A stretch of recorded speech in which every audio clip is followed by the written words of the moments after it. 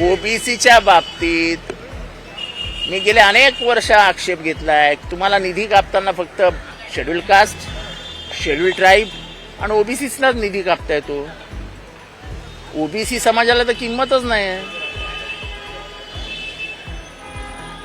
तुम्ही निर्णय घेता की ओबीसी समाजाला ओपनमधनं ॲडमिशन घेता येणार नाही. मला 100 पैकी 100 मार्क मिळाले आणि मी ओबीसी आहे, तर तुम्ही मला ओपनमधनं ॲडमिशन नाही देणार का? नाही देणार. मी फक्त मागासवर्गीय म्हणून तुम्ही मला वरच्या जातीत घेणार नाही काय?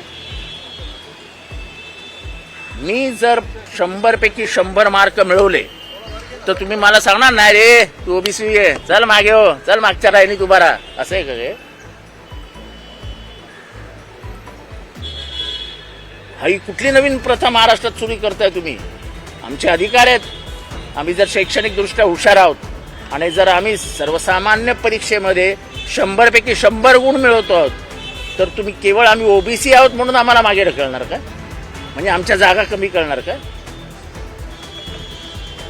आणि जर आमची लोकसंख्या 53%, 54%, 55% आणि आम्हाला आरक्षण फक्त 27% आहे, तर मग आमचे 27% जे लोकसंख्या आहे त्यांनी काय करायचं? आणि ज्यांची 3% आरक्षण आहे त्यांच्यासाठी 50% रिझर्वेशन आहे.